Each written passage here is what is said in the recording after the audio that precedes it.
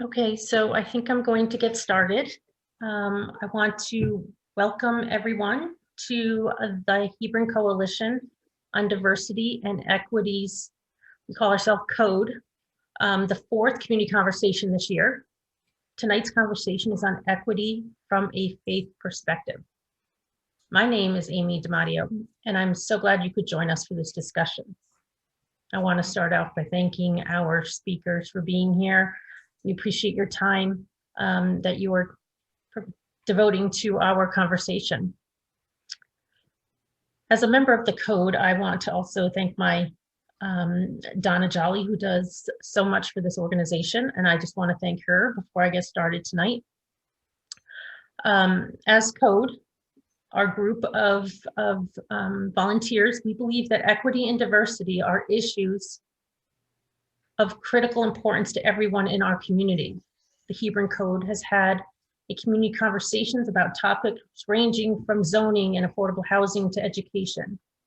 And today we're going to talk about faith and the role it can play and does have in spurring many of us to work to break down social constructs that have created segregations in the communities today. In fact, social justice issues are part of the fabric of religious organizations.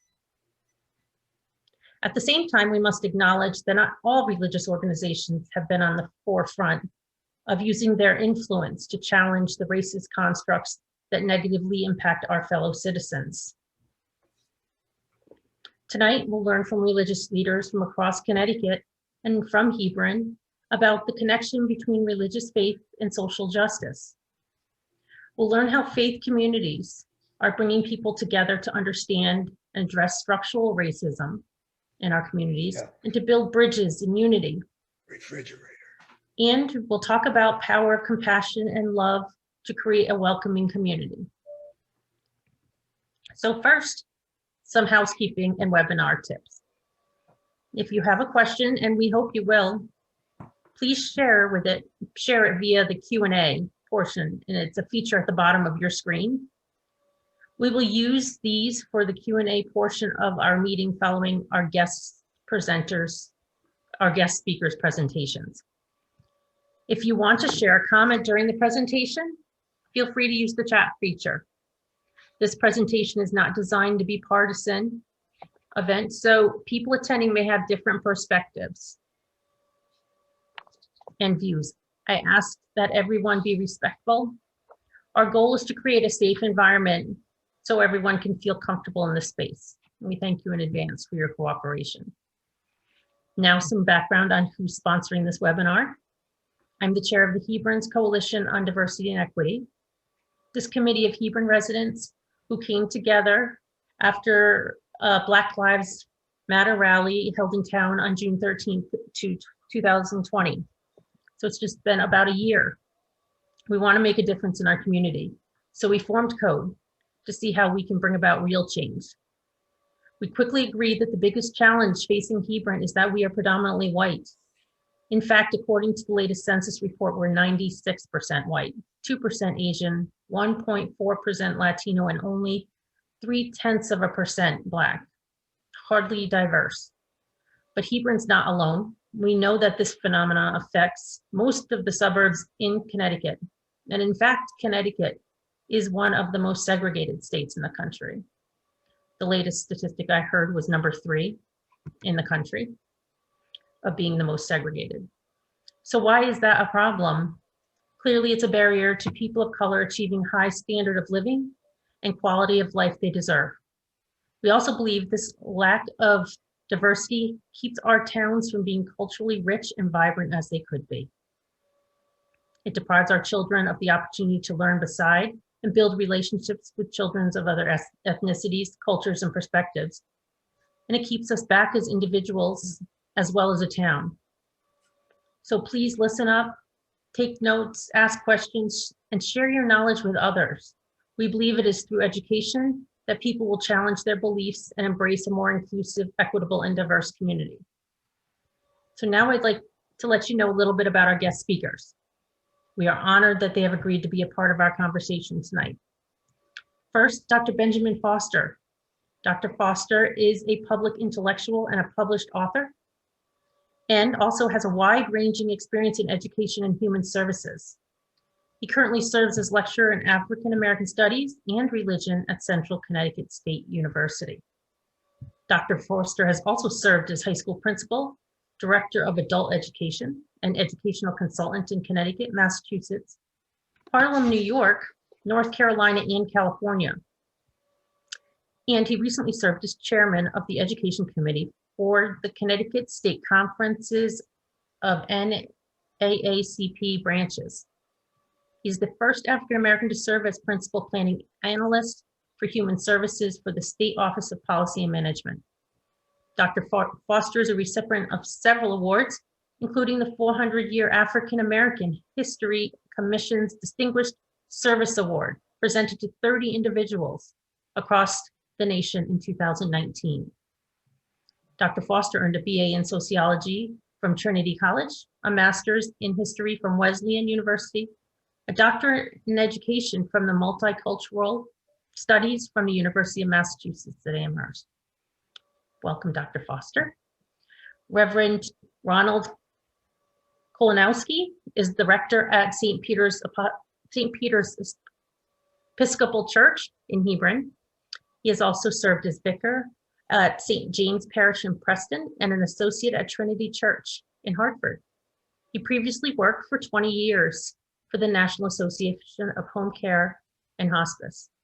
He began his religious career by attending a Roman Catholic seminary in the mid-70s and graduating from Catholic University of America in Washington, D.C. He was ordained an Episcopal priest in 2007.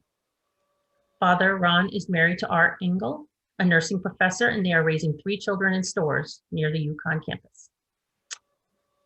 Welcome. Reverend Dr. Denise Esslinger has served as pastor of the Gilead Congregational Church, the United Church of Christ in Hebron since 1998. Prior to serving in ministry, Denise worked in advertising in New York City and Philadelphia. Denise attended the Lancaster Theological Seminary, where she received her Master in Divinity in 1991. In 2009, Denise received her Doctorate of Ministry in Preaching from Chicago Theological Seminary. Denise has a passion for preaching and for creating a sense of welcome in worship. Denise will be retiring this year, which is a huge loss to the town, at the end of June. She is married to Phil Parazu. Phil has 2 adult children and they have 3 grandchildren. Welcome. And last but not least, we have Cantor Diane Maran. She served as the spiritual leader of the United Brethren of Hebron Synagogue since 1998. She leads their high holiday and once a month Friday night Shabbat services and serves as a source of education and support for their congregation. She also works at the Congregation Beth El in New London, where she reads Torah, leads prayers, provides bar and bat mitzvah training. Cantor Maran lives in Waterford with her husband, enjoys visits from her 3 adult daughters and 5, soon to be 6, grandchildren. Thanks to each of them for joining us. We'll start with Dr. Benjamin Foster. We'll talk about the connection between our faith and social justice. Thank you. Thank you so much, Amy, for your introduction. And I want to thank the clergy, members of the clergy. I am more than pleased to have the opportunity to share my thoughts with you this evening. And I want to borrow a term that I heard earlier from this group, stretching the comfort zone. How's that, Father Ron? Stretching the comfort zone. I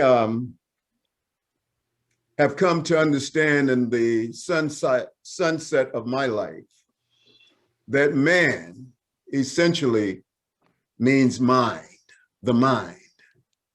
We are all products of a culture that we're born into.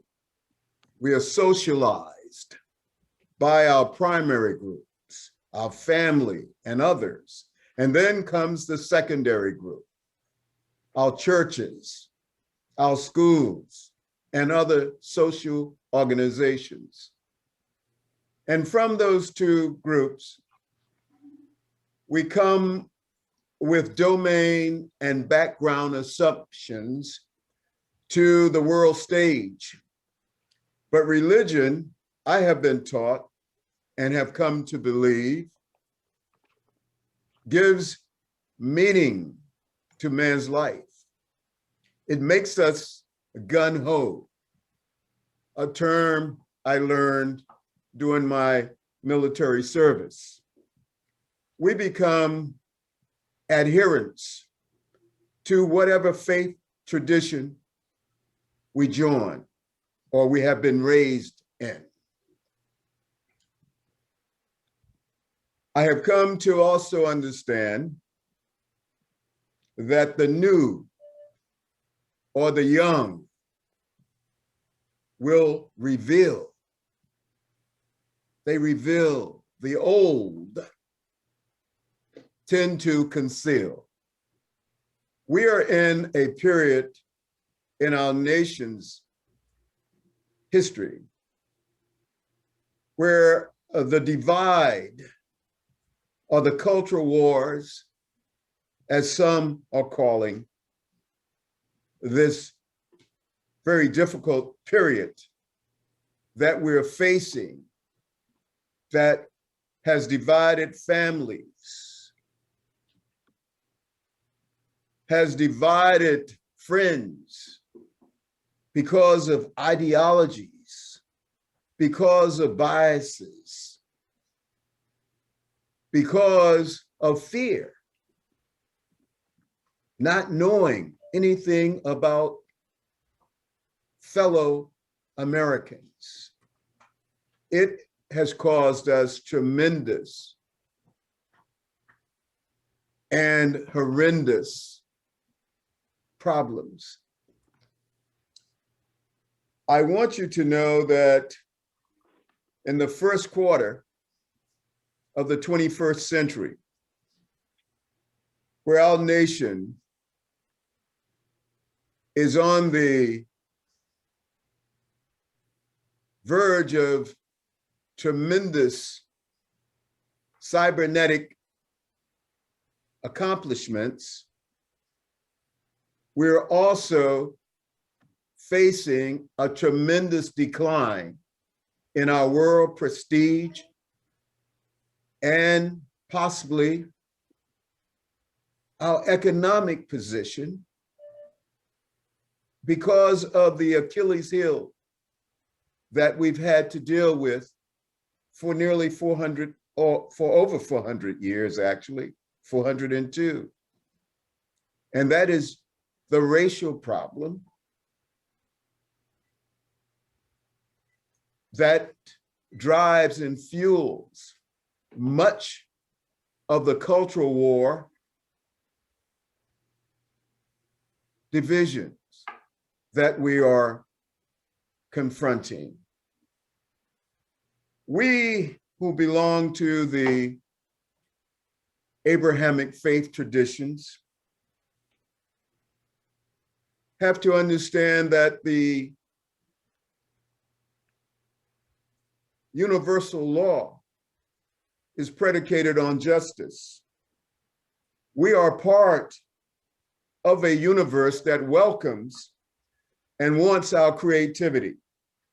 The Creator instructed us to be fruitful, to be in harmony with each other and nature. It anticipates our potential to do something good. Our soul's peace is predicated on justice.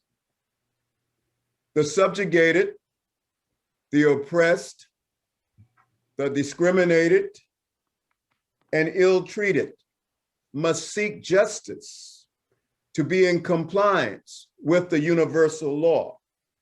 In seeking security in an insecure world, some are becoming entrenched in their wealth, political leadership, and ideologies. Others are seeking security in their faith traditions and belief in the El Roi, the God who sees all. I grew up in the segregated South, listening to the old folks. Some of them had a little education, and some of them had none. But I learned that there are some people who never leave home, yet understand the universe. Many faith communities are joining the Reverend Dr. William Barber's national call for moral revival in the continuation of Dr. King's Poor People's Campaign. Other faith communities are supporting, here in Connecticut, Public Law 19-12, an act concerning the teaching of African American, Puerto Rican, and Latino studies as an elective in our high schools to facilitate transformative education. Others are assisting the Connecticut NAACP in the effort to secure affordable housing. I recommend that a concerted effort be made to partner with African American and other churches and religious institutions to develop relationships to foster cross-cultural awareness. We are all children of the Most High. By His grace and mercy, we have, by the fact that we are here, survived COVID-19. I believe there is divine purpose for our lives. I want to close by reminding you that the Creator spoke to an African woman by the name of Hagar before He revealed Himself to Moses. You must remember that Egypt is and has always been in Africa. Now, if you will allow me to share the old story that is circulated throughout the African American community, I believe it will speak to what needs to be done in our faith communities to address the problems that we are witnessing today. This story is circulated over and over again. I heard it as a little boy watching the old men play checkers. And it goes like this, my friends. There was an old man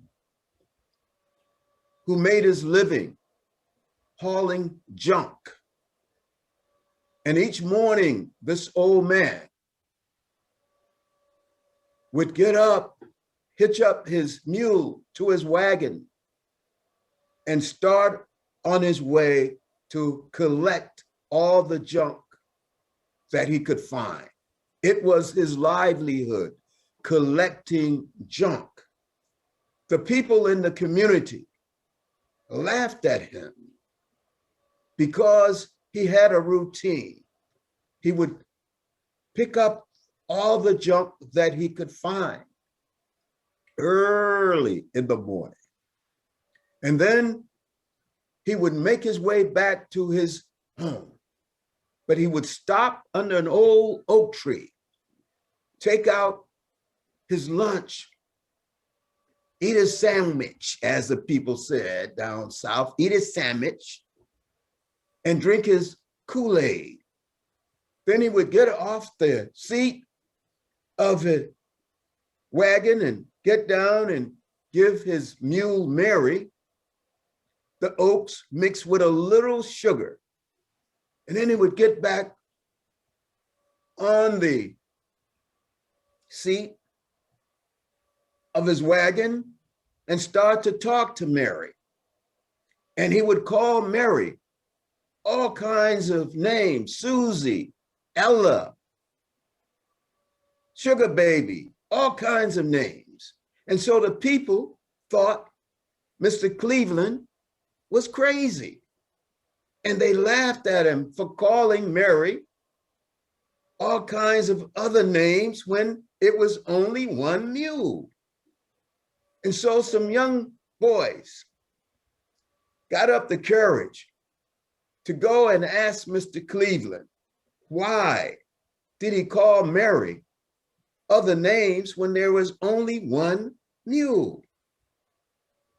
And so one boy was selected to go and ask Mr. Cleveland. Mr. Cleveland, the boy said, why is you always sitting there every day calling Mary all kinds of names, Mr. Cleveland? Everybody's laughing at you. They think you crazy. Why do you do that, Mr. Cleveland? Mr. Cleveland looked down at the boy and said, son, cause you asked me, I'm gonna tell you. Now, I don't care nothing about all those people laughing, but because you asked me and you asked me nicely, I'm gonna tell you, son, and I want you to remember this all your life. Now, look at that load I got in the back of my wagon. And the boy looked at the wagon. He said, now look at that great big hill up there. You see that hill? The boy said, yes, sir. He said, now look at Mary. He said, son, if I didn't make Mary think she had a whole lot of help, Mary wouldn't climb that there hill. So what I'm saying to you as I close is that the faith communities, by reaching out and sharing our beliefs and recognize that the Creator created all of us and wants us to be fruitful, to give back to the universe, and that we all are his children. We have to work together. We have to be like Mr. Cleveland. We have to talk to each other. We have to bring others on board in order to climb the hills that we have to face, the hills of ignorance, the hills of hatred, and all the others that we are facing and that our young people are having to face today. Some we thought we had buried, and we now see them being resurrected. So I asked you to think about Mr. Cleveland talking to Mary and getting Mary primed up to climb the hill. And with that, I want to thank you again for listening. And I want to bring on the Reverend Denise Esslinger. Thank you, Dr. Foster, for your words, and thanks to the Hebron Coalition on Diversity and Equity for the opportunity to gather for this conversation and for the important work that you're doing to bring awareness and change to our community. I've been asked to speak on the power of compassion and love in creating a welcoming community, and compassion and love are at the heart of all the world's major religions. And compassion literally means to suffer together. It means wanting to alleviate the suffering of others. And as people of faith, we are called to live with care and love, not only for ourselves, but also for others. In the Christian tradition, the greatest commandment is put this way, that we are to love the Lord our God with all our heart, with all our soul, with all our strength, with all our mind, and to love our neighbor as ourselves. And the Reverend Dr. Martin Luther King Jr. had a vision for creating this kind of community, and he called it the beloved community. The beloved community is a term that was first coined in the beginning of the 20th century by philosopher and theologian Josiah Royce, but Dr. King expanded on his work, and King's vision of this community, all people share in the wealth of the earth. In the beloved community, poverty, hunger, and homelessness do not exist and are not tolerated because human decency will not allow it. In the beloved community, racism and all forms of discrimination, bigotry, and prejudice are replaced by an all-inclusive spirit of community in which love and trust will triumph over fear and hatred. And as Dr. Foster mentioned, that seems like a challenge in our world today because of how we seem so divided. And yet King knew that conflict would be a part of the beloved community. Conflict is a part of our human experience. And I'm sure you know that nonviolence was at the heart of King's vision and desire, his desire to turn opponents into friends. And so was agape love. When we talk about love, agape love is different. It's different than romantic love and affection we might feel for our friends, but it's the type of love of God that can operate even in our human hearts. And it's a love that doesn't distinguish between the worth or unworthiness of people, but begins by loving people simply for their sakes and makes no distinction between friend and enemy. Agape is love seeking to preserve and to create community. And in his 1963 sermon, Loving Your Enemies, that was published in his book, Strength to Love, Dr. King addressed the role of unconditional love in struggling for the beloved community. He said this, and I quote, "With every ounce of our energy, we must continue to rid this nation of the evil of segregation. But we shall not in the process relinquish our privilege and our obligation to love. While abhorring segregation, we shall love the segregationists. This is the only way to create the beloved community." And that is so hard, isn't it? To love one's opponents and enemies. And I want to share 3 qualities that I believe that we need to hold and to foster in order to be able to build bridges and to work towards this kind of community. And the first is humility, a willingness to acknowledge that love and compassion are the most important virtues, and that we might not know everything, and that we may even not be right. For our beliefs are the sum of all that we have learned and experienced, but there is other wisdom, there are other experiences, there is other knowledge that we can learn from. And the second is vulnerability. To create the beloved community, we must be willing to be vulnerable. We must be willing to be uncomfortable and to share our experiences, and hear the experience of others, knowing that it could be painful. We may discover things about ourselves that we don't like, and we may learn that our actions, in spite of our best intentions, have even caused pain for others. The last one is open-heartedness or empathy. In my experience, it's when I've been able to open my heart and been willing to meet someone who is different than I am, that I've come to learn that we ultimately share so much more in common than we do in differences. And often at the heart of things, what we can find is that we share some of the very same values. About 20 years ago now, I had the opportunity to take a peace pilgrimage to Israel and Palestine. And I came away with a feeling that really pretty much everyone we met wanted the same things from life. They wanted to live in peace. They wanted to have families. They wanted to have work to provide for their families. And that it was a very, very small group of people who continued to fan the flames of hatred and of violence. And I wonder if maybe something similar isn't going on in our own society. Because I don't think that it is having the best arguments or the most facts that it's going to change hearts and minds and build community, that it's when we cultivate and practice humility, vulnerability, and empathy, and ultimately and always that agape love. I'd like to close too with a story. It's a Hasidic story in which a rabbi asks his students, when will we know that in God's providence, darkness has turned to day? In other words, when will we be able to see? And one student replied, when at a great distance you can tell the difference between a date palm and a fig tree? No, said the rabbi.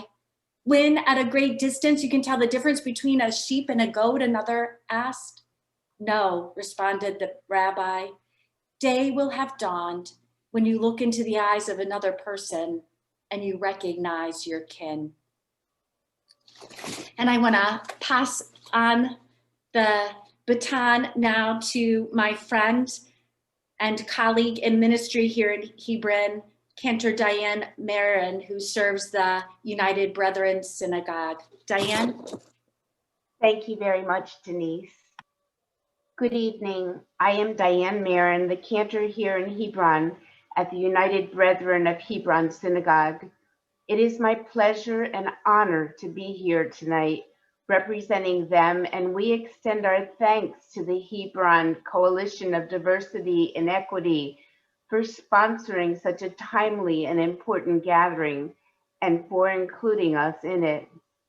I have been asked to discuss a history of persecution to move forward towards unity.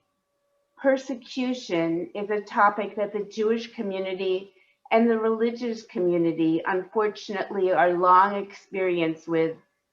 There seems to be a historical tendency to oppress and single out those other than ourselves.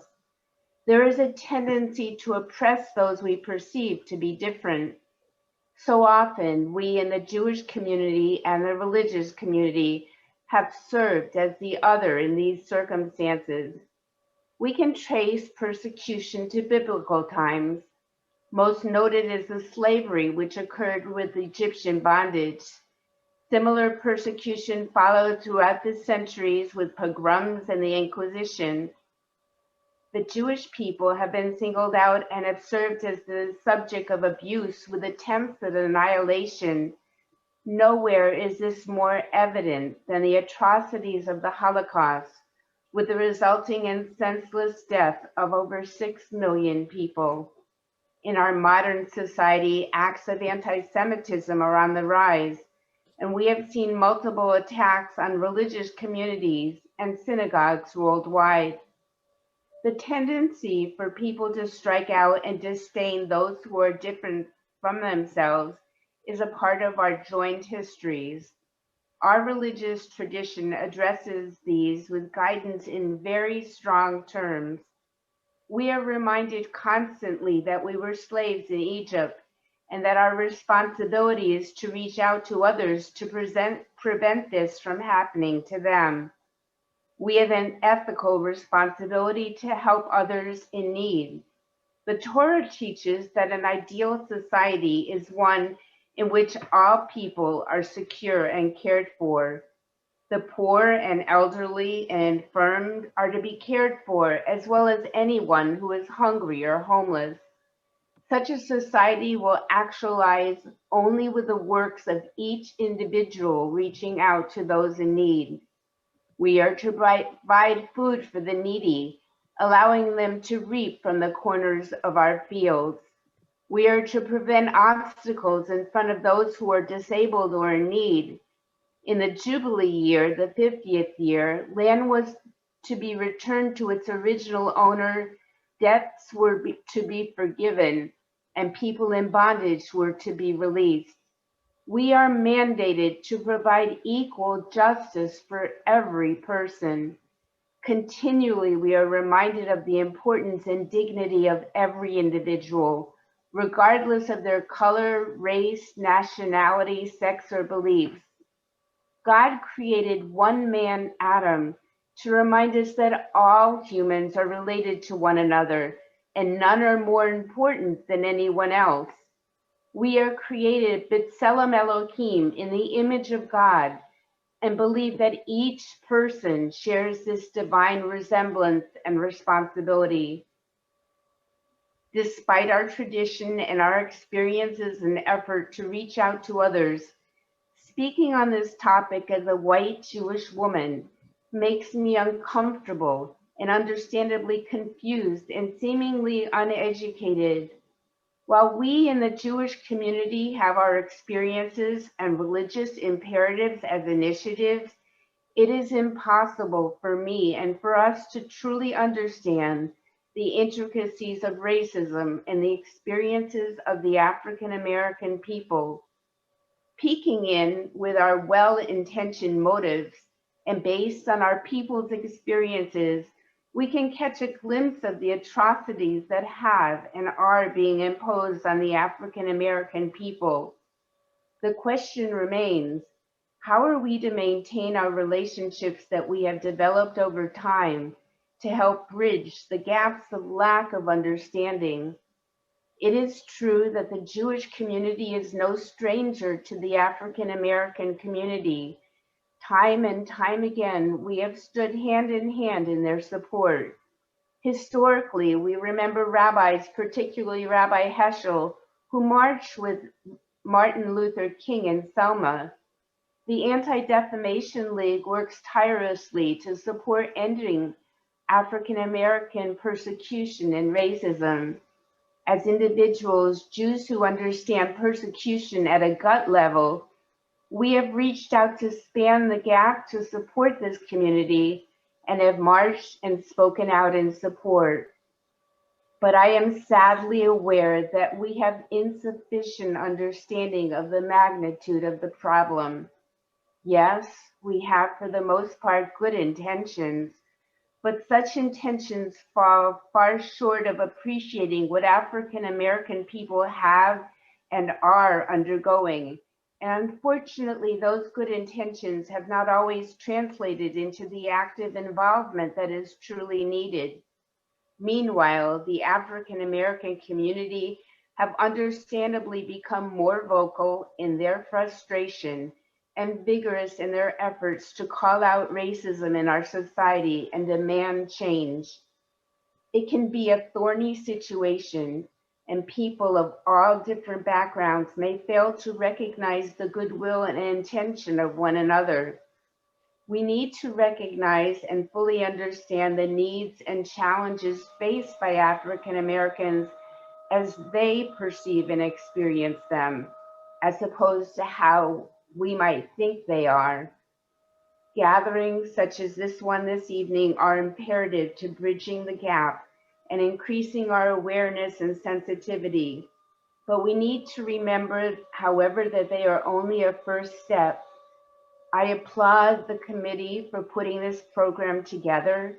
It is time for us to listen and learn, time for us to reach out as fellow children of God in a spirit of love and support, and time for us to take action together. Thank you, and it is my pleasure at this point to introduce Father Ron to join our conversation.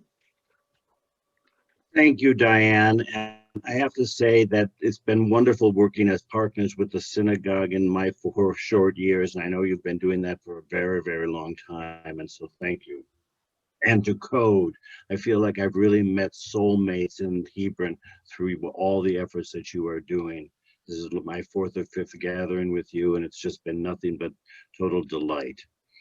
I'm invited here to talk about sort of maybe some things, what inspired us to do something to move forward and to take further action. But I'm going to begin by digressing and a little bit of a history lesson as I've come to understand it. and why we have some of the situations we have with our faith communities. And I'm going to talk about what I'm terming the sin of the church and the sin of racism perpetrated by the church. And it actually begins pretty early in the history of the church when Constantine became the emperor of the Roman Empire and made Christianity the official world religion. A new thing was created that became known as Christendom. Now, my definition, this isn't formal, but my definition of Christendom, as I've come to understand it, really has been the melding of church and empire. It's the confluence between the theological, political, cultural, and socioeconomic systems that actually evolved into Western culture as we know it. And that system has been pretty much in place up until we see a decline of it in the 1980s in particular, and continuing today. And in some ways, some of the unrest in faith communities is because people are wanting to return to that model of Christendom and reinstate those systems that really created some of the problems. I want to mention that in the year 1493, the Pope issued a proclamation called the Doctrine of Discovery. It was a papal edict that actually changed the world and reinforced this level of Christendom to a whole nother level. It established a spiritual, political, and legal justification for colonization, the seizure of lands, and enslavement of peoples inhabited by non-Christians, which of course we know the story. It's the story of colonization throughout Africa, throughout the world, and landing on our shores in this country. Actually, even before African Americans were enslaved, white folks were brought over here from England under this wonderful little title called indentured servants, which really were white slavery too. So it's basically people have been enslaved from the very start of our country. And in many ways, the English have taken it to a high art. Remember the expression, the sun never sets on the British Empire. The Anglican tradition was a big player in working across the world to colonize. And there was a lot of good done, but there was also a lot of bad, because those systems of power and faith were commingled so tightly that there was very little separation.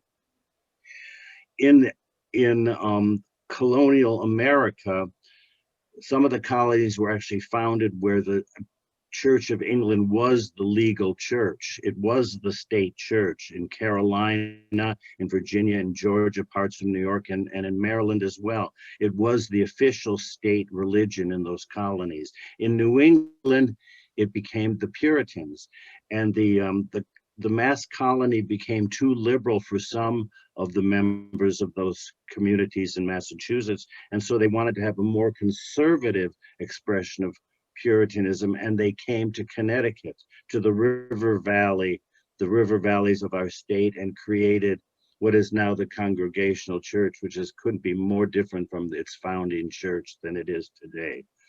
And so we remained as a state, the state of Connecticut continued to have, we paid taxes to the Congregational Church until 1818, which is something I think would surprise people well after independence. So the church and the government were commingled throughout the colonies. And the Episcopal Church, while it was always a small minority church, wielded enormous amounts of power. The Constitution of the Episcopal Church and the Constitution of our country, in some respects, were written by the very same people, only a short time apart. We've had more Episcopal presidents than any other denomination, 11, going back to Washington, Madison, and all the way up through Jerry Ford, FDR, George H.W. Bush being our most recent. Over 50% of the signers of the Declaration of Independence have been Episcopalian. Nearly 30% of all Supreme Court justices and hundreds of members of Congress.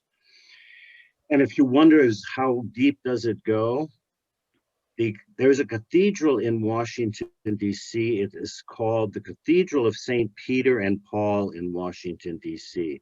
That cathedral is the seat of the Bishop of the Diocese of Washington, D.C.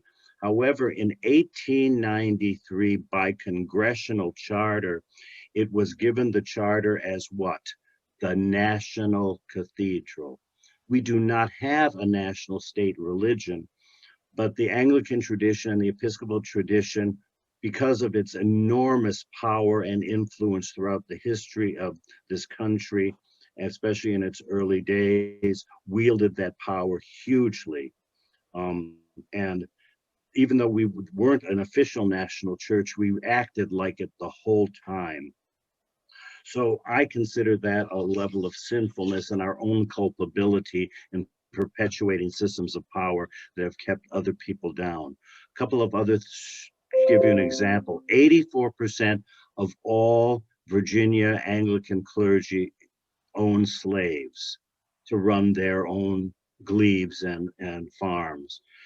And most of the colonial churches built in and through economic benefits were done by slaves, including here in Hebron, my parish, the very first long-term ordained priest that was here, Reverend Peters, held slaves. And many of you probably watching this broadcast know the story of how the townspeople freed those slaves when Reverend Peters tried to sell them when he went back to England to pay his debts.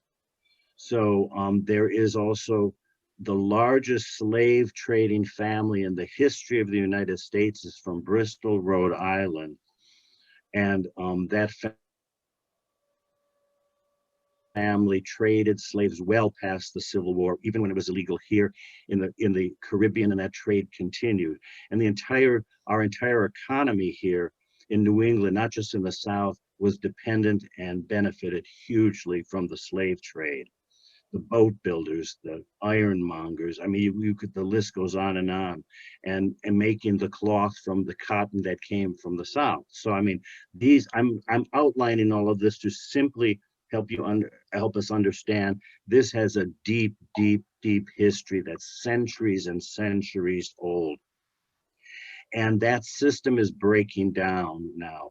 The connections of power between the secular governments and the secular world are beginning to fray, and the churches, the faith communities are now looking more and more like, in my humble opinion, more like what the message of our founder, Jesus, was all about to begin with. And we have the opportunity to finally become the church God intends the church to be. And specifically how I came to a lot of this awareness, apart from education, was through a program in 2006. The Episcopal Church recognized all of this sinfulness formally, and in convention voted in the body of the large Episcopal Church, which represents all of the United States plus 13 countries, voted to acknowledge, to take steps to repent for this sin of racism that had been promulgated by the church.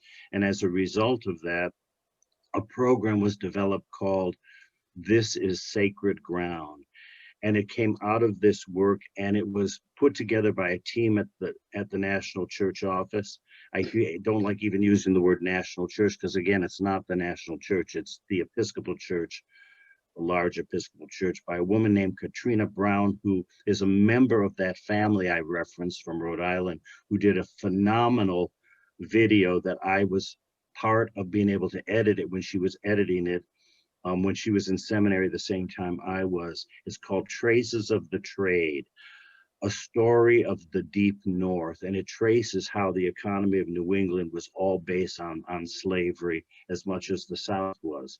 What I learned through this program is at the heart of a lot of these issues was cheap labor.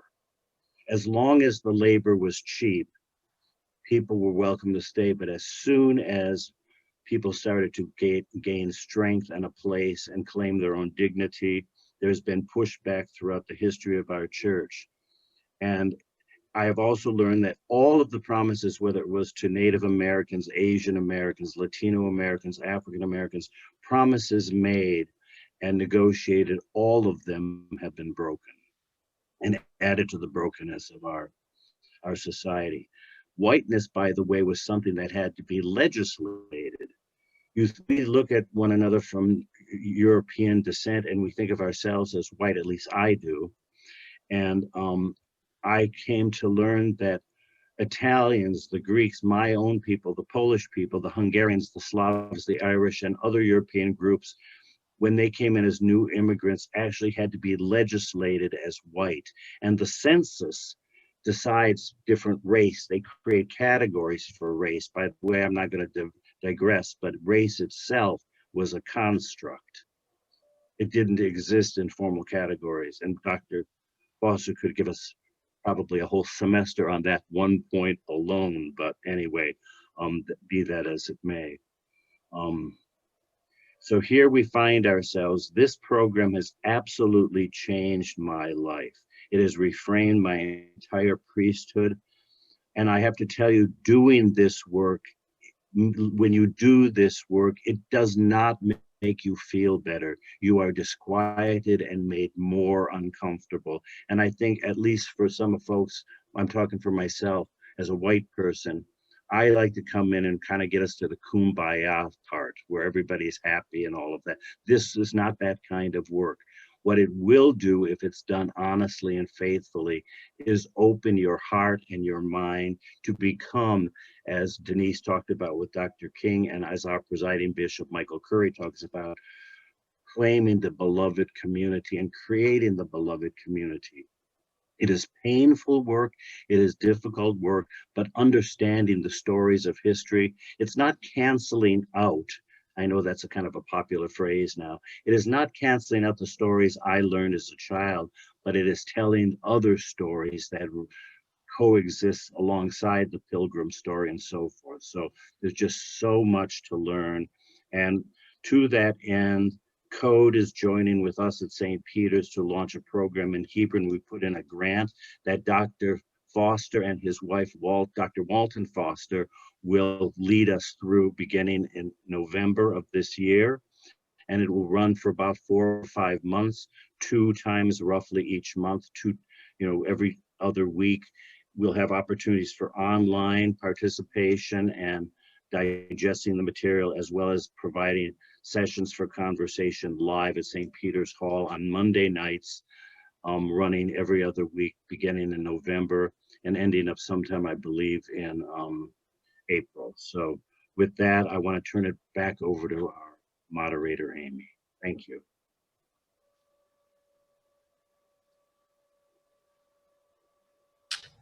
Thank you so much for all your comments, and there's so much to do and there's so much to learn. I wanted to invite people to ask questions through the question and answers. We do have one question right now that I will pose, and the question is, how do we approach connections and activities with Black churches when we have so little contact? Simple cold calls to participate is that like a method that might work, or how is it that we might be able to connect with Black parishes? Well, I would start by visiting. It doesn't take anything for you to just go and visit a church. Just as a worshiper, churches are welcoming. Just pick a church and go. And after the service, make yourself known to the pastor. That's one way. Second way is to contact the pastor of the church and let them know that you wish to visit and you want to do things with the church. I think that's the way to go. Well, thank you. Another question, question is, do you have Anybody, panelists, do you have examples of social justice activities that churches are sponsoring? And we heard about the Sacred Ground, but other churches, are they sponsoring to bring people together to foster understanding and to highlight the issues that exist with zoning and affordable housing and all these parts that seem to be impacting the quality of life of our fellow citizens, yet it's so slow. The change is so slow. I mentioned during my presentation the work that Reverend William Barber and his organization is engaged in. And it is a tremendous multicultural, multiracial initiative. And I think by contacting that organization, that certainly would be a way to go.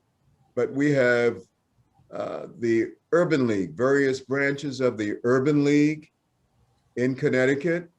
We have certainly branches of the NAACP, and you have religious organizations that are doing things, especially in terms of housing and justice issues. And it just merely requires the outreach. You would certainly be welcome.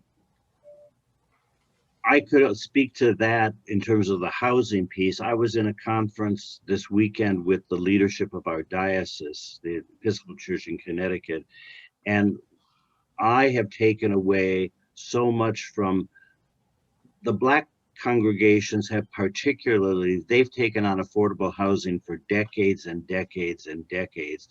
And there are some churches that I didn't even know were doing this kind of work right in here in Connecticut. So that's absolutely right. There's so many people partnering, and to learn from my brothers and sisters who are, you know, at these churches, even in our own denomination, that I didn't know were doing this. Thank you. Does anybody else want to comment on maybe some examples from different churches with social justice activities maybe are happening in Hebron or around here?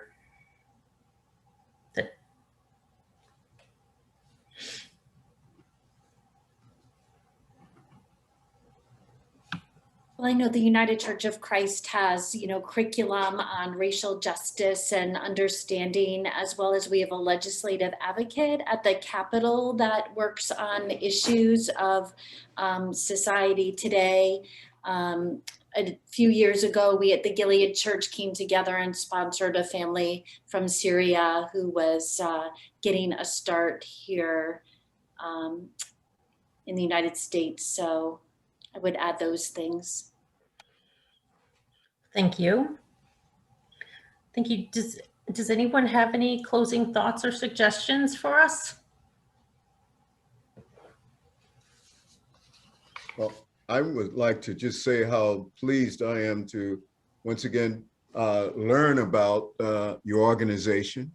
And I think you are light years ahead of many communities in our state of 169 towns, cities, having had the opportunity to do consulting work in several of the towns similar to yours. I think this is a wonderful effort, but I would encourage you to become more involved in the schools, adopt schools, try to pair up with, as I said, churches, and if you can, assist schools in tutoring kids in our inner cities, in our schools, volunteers, if it's one day a week or so, especially in the STEM areas, math, science, you're desperately needed. Thank you. I'd also like to just, somebody posted a question really quick. This one person would love to hear your personal ideas on having better conversations about anti-racism and actions with people in our faith communities and out of them, whether it's conversation starters or perhaps favorite relevant scriptures or sermons that tie our faith to this important work.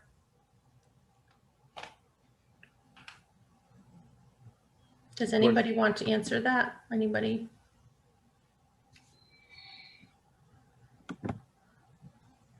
I have been doing much more preaching on this topic, and we have them all online at our site. So that's, I mean, it's a local resource, but I'm just saying that I have just taken this on as my personal journey. And, you know, would just encourage people to contact us too and express interest for those of you in Hebron or who are on the call tonight, you know, and offer up ways you'd like to participate in some efforts. I think you'll find that we're all very receptive. Right. And I think too, I would love to see the communities of faith come together and support the program that Code and St. Peter's has gotten a grant for, and that Dr. Foster and his wife will be leading to have these conversations in our community and come together. So hope that all the communities of faith in Hebron can spread the word and get people there to start opening hearts and minds. I just wanted to add one more thing on that. This is not for just church people. We're opening it up specifically to the town, to anyone in the town or surrounding towns. We are not limited to people who are members of any of our congregations. This is open for everyone. Wonderful. And so the question being, how do we change hearts? It's really about the education piece, and Sacred Hearts being one piece, and inviting people to come in and learn about what's going on and experience how to help people in this way. And relationships, I can't underscore, it's that personal relationship. You know, when you can cross the aisle, and as Denise talked about, is look your enemy in the face. I have a neighbor across the street from me who is Muslim, and I'm in a 40-year gay marriage with 3 kids, and our kids were going to play together. And I said, it's not fair to that mother to have her kids coming over here without knowing the situation in our household. And the response started with, you're going to hell and you're going to burn. And I mean, it just went on and on and on. In the end, we hosted her farewell party for the neighborhood, and we became good friends and still keep in touch back in Saudi Arabia. Wow, that's pretty profound. And I give you credit for having a forgiving heart, because I know for myself, I would have a hard time like forgiving that person for that first interaction, but you were able to put that behind you.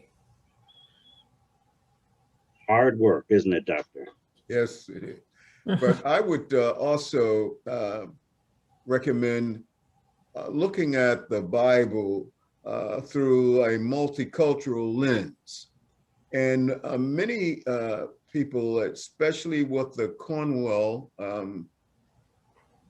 Seminary up in the Boston area, or taking courses entitled African Americans or Africans or Blacks in the Bible.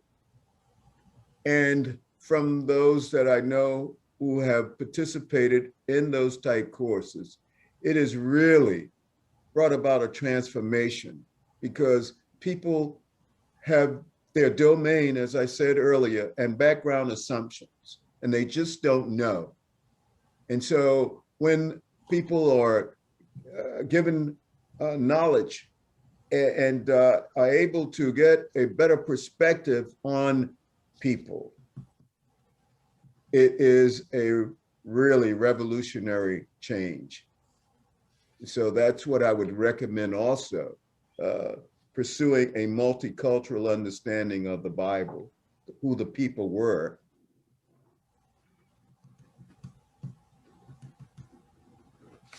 That's really interesting.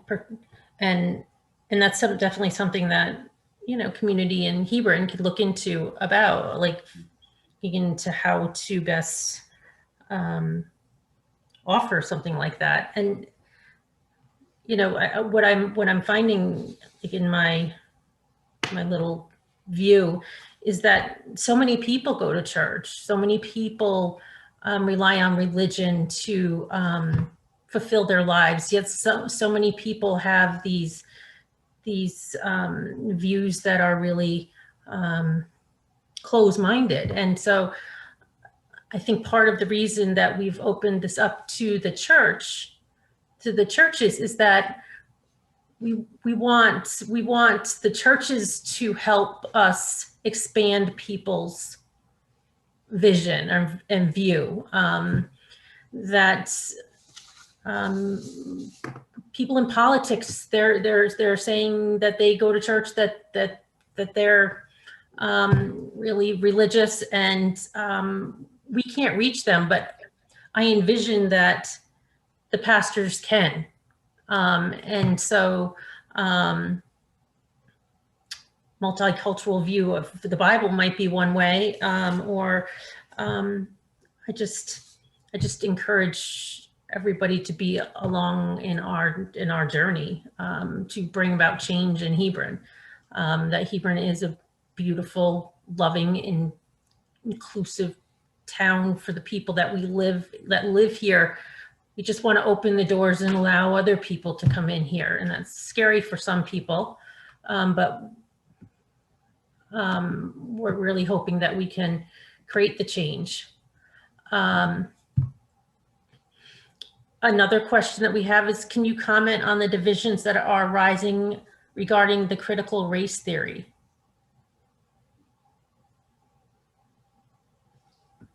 Well, I assume that's for me. And I think that there's something very, very wrong with the opposition. The African-American experience is the American experience. As the second pioneer group in the nation, and given all of the false narratives that have been in place for these 402 years about the African American, many and most of them are negative. So to try and provide our fellow citizens with the story of the African American, not from a victimization perspective, but from the truth. Yes, my ancestors were victims, but there was triumph in the story. How did they get here? It's a story of extraction. They were sold oftentimes by Africans, but that was during a period of internecine warfare, just as there was internecine warfare in Europe and Asia.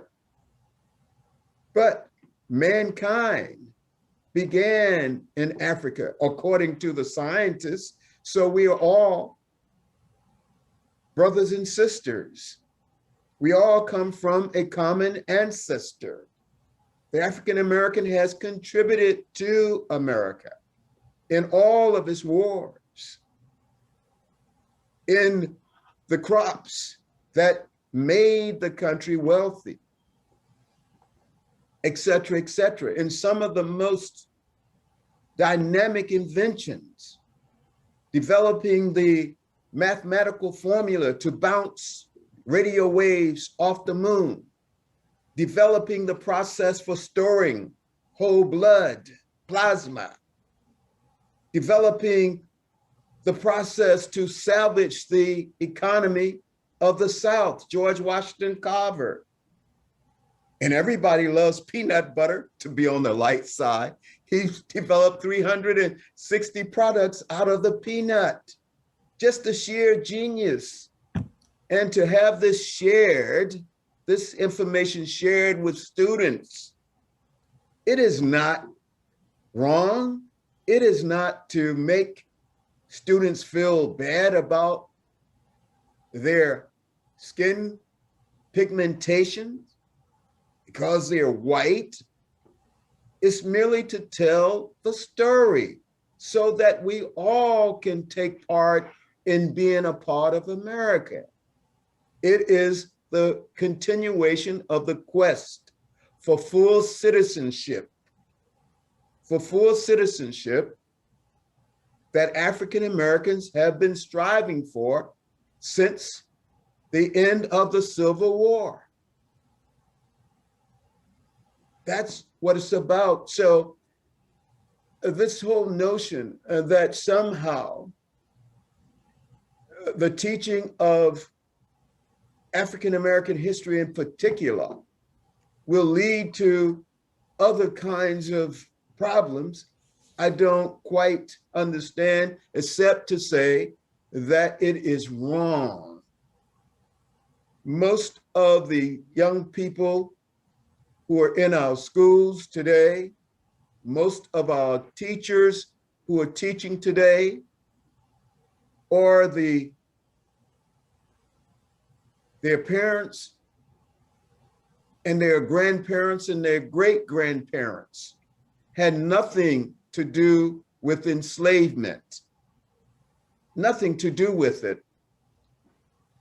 And so I have to say that I wish that those who are diametrically opposed to having this information taught in our schools would really open up their minds, but more importantly, to open up their hearts, because these false narratives have stifled the creativity of a people. And we are now finding out through The Economist that it has stifled the economy of our nation.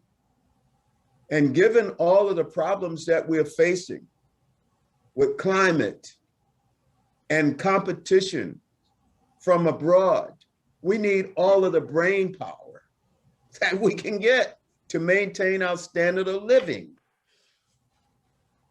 Well, I better stop there. But I just think that it's just another sign of just gross injustice.